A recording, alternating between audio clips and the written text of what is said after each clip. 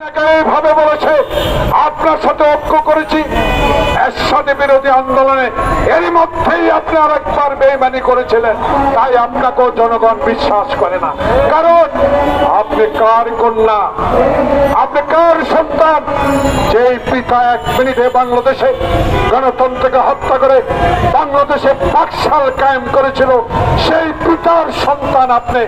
আপনি নাকি গর্ব করে বলেন আমার বাবার স্বাধীনতা এনেছে, আমার বাবার দেশ, আমার বাবার সম্পদ, কেউ এখানে হাত দিতে পারবে না। আল্লাহর কি রহমত, জনগণের কত দুর্দর্শ আন্দোলন, এই ছাত্র জনতার মুক্তের রক্তের বিনিময়ে আপনি বাংলাদেশে এখন নাই। আপনার অহংকার ভেঙে চুরমার হয়ে গিয়েছে। আপনি এখন ভারতে মোদির কাছে বসে এখনো ষড়যন্ত্র দাবার চাল চালছেন। বাংলাদেশের জনগণ আপনাকে আর কখনো এই দেশে রাজনীতি করতে দিতে আসবে না, যতক্ষণ না পর্যন্ত আপনার বিরুদ্ধে 100-র উপরে মামলা, সে মামলার বিচার না হবে।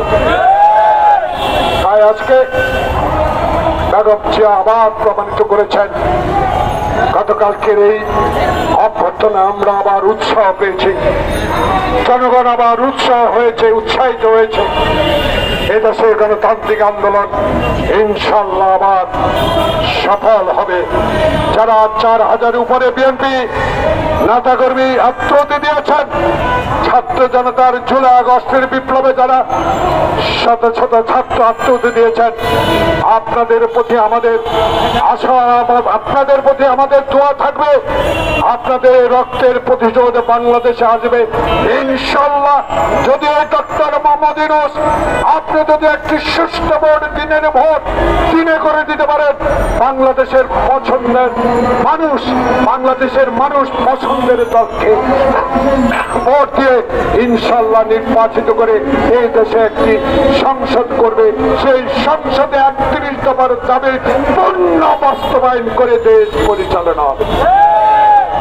তাই আজকে এই নাগরিক পরিষদ ছোট্ট হতে পারে, কিন্তু আপনারা যারা স্বাধীনভাবে সাংবাদিকতা আজকে করতে পেরেছেন, যেসব সাংবাদিক টিয়ার গ্যাস মুখে দিয়েও সংবাদ প্রকাশ করতে পারেন নাই, আজকে সাহসের সহিত আপনারা সেই সংবাদ প্রকাশ করছেন।